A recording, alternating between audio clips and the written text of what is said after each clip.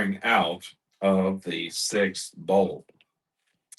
Verse 12, and the sixth angel poured out his vial upon the great river Euphrates, and the water thereof was dried up, that the way of the kings of the east might be prepared. Revelations chapter 16 and verse 12. The Megaeus Absurdus translation is, and the six poured out the bowl upon the great river, the river Euphrates, and the water was dried up, that the way might be made ready for the great kings come that come from the sun rising.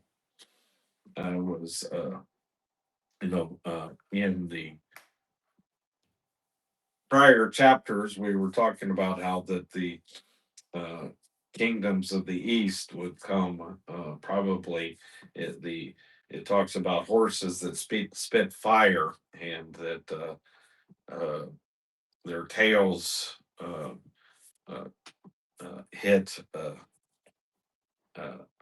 or contain poison.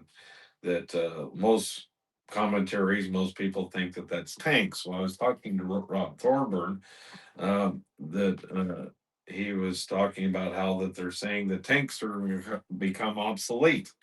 That's one of the things that McGee often says is we have to be careful uh, trying to put a modern day application to what we're reading here. Uh, Rob Thorburn said that we're going to have that the drones can go over the tanks, and the tanks can't see them, and so that makes them obsolete. And so, in some way, he's technically astute in that area, and so we have to be careful not to draw these conclusions. But here, the Daryl has this underscored.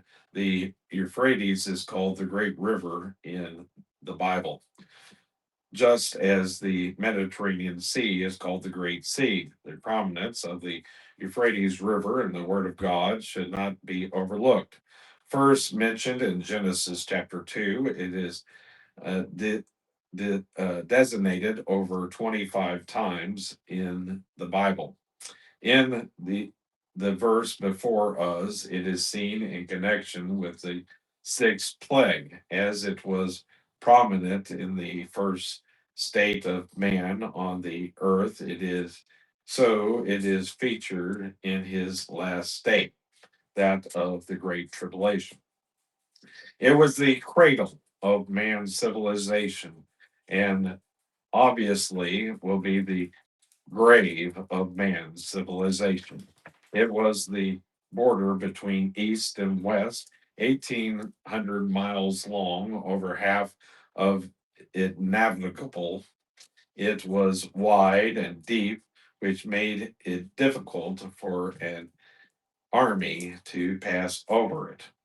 Abraham was called a Hebrew, and some interpret that as meaning he came from the other side of the Euphrates. Darrell underscores the Euphrates as the eastern border of the promised land uh, to Abraham. In the same day, the Lord made a covenant with Abram, saying, unto thy seed have I given the land from the river of Egypt to the great river, the river Euphrates. Genesis chapter 15 and verse 18. It also became the eastern border of the Roman Empire. Darrell has this underscored: the Euphrates River will be miraculously dried up. They thus erasing the border between east and west, so that the kings of the uh, sunrise might come to the Battle of Armageddon. In the past, Tamerlane came out of the east and swept across those plains with tremendous horde, and Genghis Khan did the same thing.